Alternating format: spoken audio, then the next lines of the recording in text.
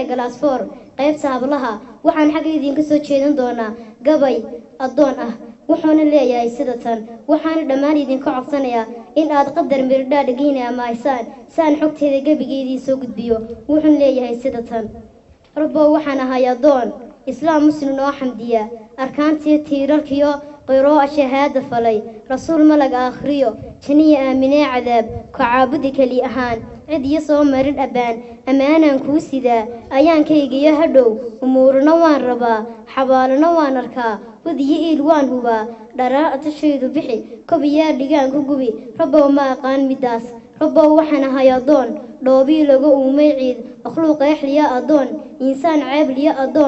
addoon kugu yidhi ilaah kalmaanahay iima badan qofaanahay eed badan ilowshuhu way astaan ilduubkuna way aqoon dhibbaa igu taal waswaas ka gulada macayga falan haddaanad ahayn gafuur jaliga dambidhaaf isii abuur baa noqon addoon khasaariya eedaynaar qiyaamuhu waa ayaan dharaa jikooyin badan awlaadana aan la tirin anfaacina aan la tabin hadduu ku lahaa adduun markuu eber taagan yahay dharaar arabaaxsan yahay kuleel qurax uumabaa rabbow naydmaynaysee carshiga toddobada addoon halkii idinkaaga hela nakeen rabbiyo wagtood rabbow jannadaada udug idhaan sawirkeed ahayn degaan maqalkeed akeen afgaar baa lagu cabirin waxaa ku dhexroon ambiyo udgoonoo nebi maxamed cali iyo abubakar sadiiq ansaartii madiine iyo asxaabtii baan rabaa inaan la jiroo arkee adaa karayee rabbow abaajaal hay dhoweyn af iyo carab iyo qoraal sixiyo arrintaan ka dhaho hadday tahay sama adeeg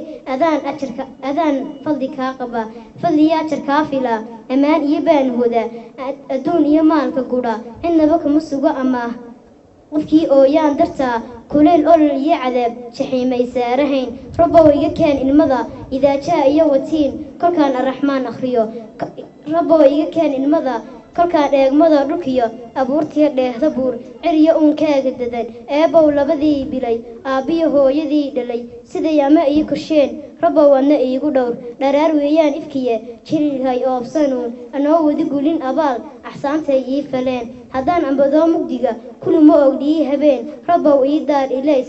iftiin iyo nolol cuniya haddaan dhaldhalaal adduun ugbaadiyo moodo eebid qormada shaydaankooda qaraabiyo moodo ehel ogaan maahee rabbow albaabka hanuunka jiro ammaan igu soo hadee qolkayga ikhlaas ku deyr caqiidiyo diinka ood rabbow iga dhowr ibliis ishiyo ruuxiyo shakul wasalaamu calaykum waraxmatullaahi wabarakaatu